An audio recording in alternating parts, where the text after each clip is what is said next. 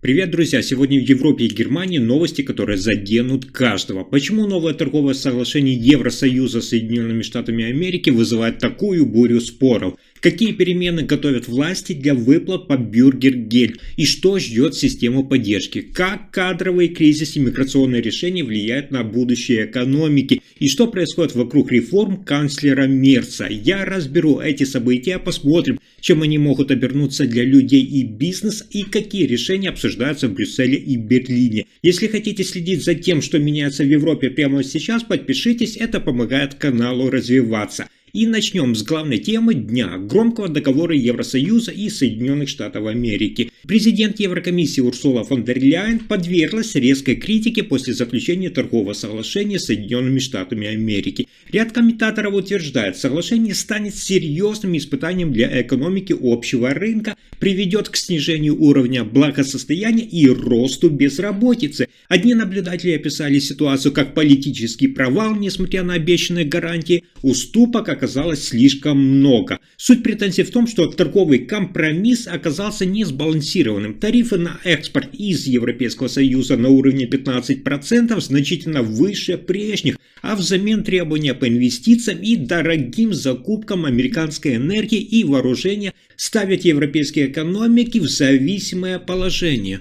Эксперты называют это моментом глубокого кризиса и даже заявляют, что сама структура Евросоюза оказалась в сложной фазе своего развития. Критика распространяется внутри Европарламента, появляются призывы к кадровым изменениям. В среде демократов усиливается недовольство формой управления и решениями, принимаемыми под внешним давлением. Хотя большинство депутатов пока не поддерживает угрозы вотумов недоверия, растущее напряжение ощущается повсеместно. Многие задаются вопросом, сможет ли Еврокомиссия во главе с ее руководителем Урсулой фон дер Ляйен восстановить свое доверие? Или договор с Соединенными Штатами Америки станет символом слабости и безальтернативности в момент, когда от европейской автономии и экономической независимости требуются решительные шаги? А дальше новости социальных пособий. Генеральный секретарь Социал-демократической партии Германии Тим Клюсендорф выразил сомнение в том, что сокращение выплат по Бюргергельд способно серьезно улучшить государственные финансы. Он подчеркнул, даже при масштабном снижении пособий бюджетные эффекты будут минимальными, и сам факт экономии в этой части не сделает государство финансово здоровым. Вместо этого он призвал сосредоточиться на интеграции людей в трудовую деятельность. По его мнению, нужно создавать возможности для работы и поддержки, а не просто снижать помощь тем, кто ее получает. Он отметил, что социальный стандарт должен сохраняться, поскольку социальное обеспечение является фундаментом общества и экономики. Клюсендорф также выступает против инициативы консерваторов по полной отмене выплат для тех, кто отказывается идти на предложенную работу. Он считает, что такие предложения практически невозможно реализовать в рамках действующей конституционной практики, ведь раньше суд уже запретил слишком жесткие санкции,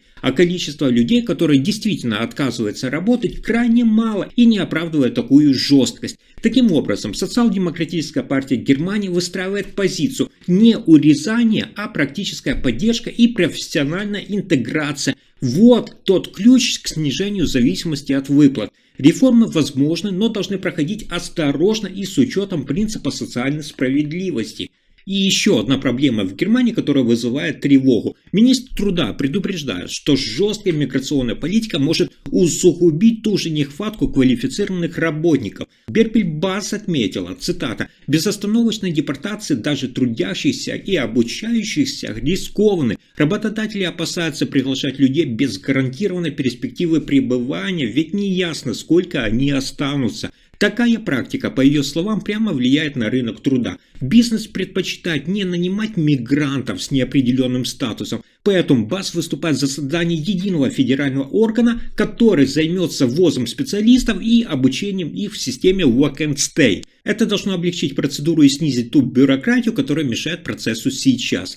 Кроме процессов адаптации, она подчеркивает, цитата, «важно расширить собственные кадры. Бизнес ждет активности. Если требуется рабочая сила, сами компании должны в нее инвестировать, включая профессиональное обучение». Эксперты и представители отрасли подтверждают, в строительстве, пищевой промышленности и общепите без мигрантов работа просто остановится. Строгие действия в сфере миграции вызывают серьезные опасения. Они не только усложняют доступ к кадрам, но и создают репутационные риски для государства среди потенциальных специалистов. Идея централизованного подхода к регистрациям и визам должна стать тем шагом к более предсказуемой и профессиональной системе. При этом остро стоит вопрос социальной справедливости и трудовой интеграции. Если движение к реформе утратит баланс, можно упустить тот шанс удержать и привлечь нужных специалистов.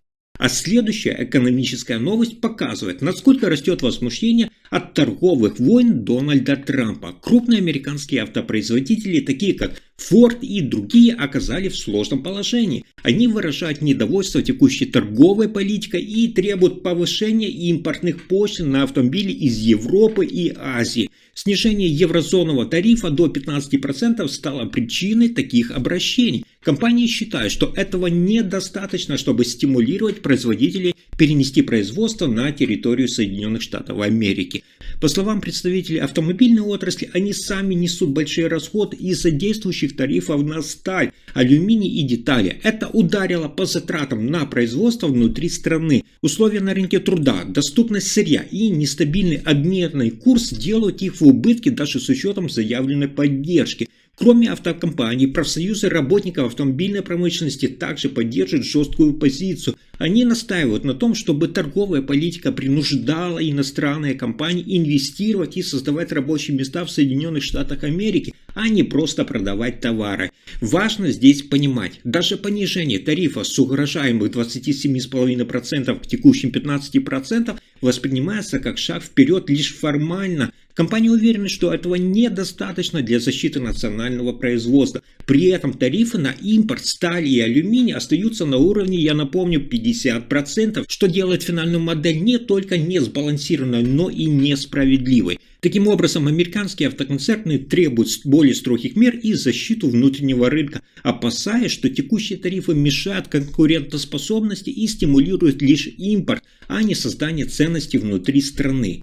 И давайте к новости о миграции. Европейский суд в Люксембурге принял важное решение по ускоренным процедурам рассмотрения заявлений на убежище. Суд постановил, цитата, «Страны Европейского Союза могут формировать собственные списки так называемых безопасных стран происхождения, но теперь при этом обязаны раскрывать источники своих оценок и обеспечивать возможность их судебного пересмотра. Ключевое здесь требование. Страна может считаться безопасной только в случае, если в ней на самом деле нет угроз для всех групп граждан. Если часть населения подвергается риску, государство не может быть признано безопасным. Эти изменения ставят под сомнение основу так называемого албанского подхода Италии. Он предусматривал отправку мигрантов из государств, признанных безопасными, в центры Албании для быстрого рассмотрения дел. Однако расходы на строительство лагерей оказались огромными, а они почти не использовались, так как местные и европейские суды признавали их незаконными.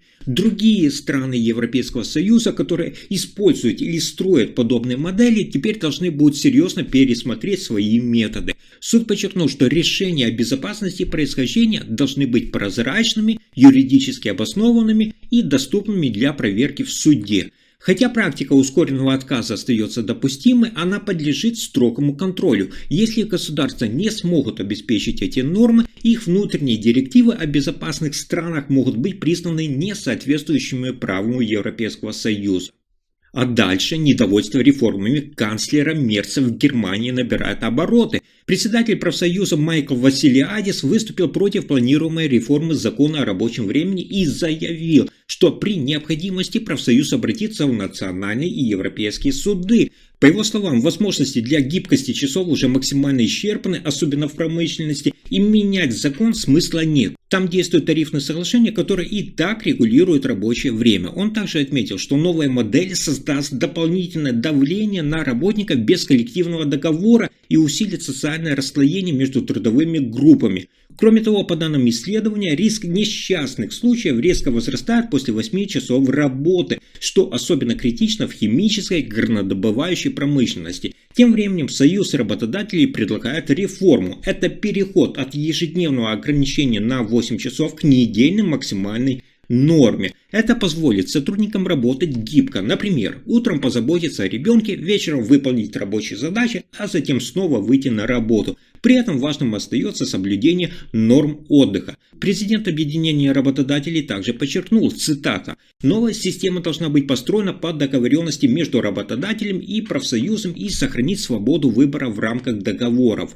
Однако глава объединения немецких профсоюзов Ясмир Фахими открыто раскритиковал эти планы. Она предупреждает о риске регулярных 12-часовых смен в сфере гостиницы и логистики и заявила, что профсоюз не поддержит такую реформу. По ее мнению, существующий закон уже достаточно гибок и позволяет регулирующим партнерам находить решения без необходимости кардинальных изменений. Если информация оказалась полезной, ставьте лайк, подписывайтесь на канал и делитесь видео. Спасибо за просмотр.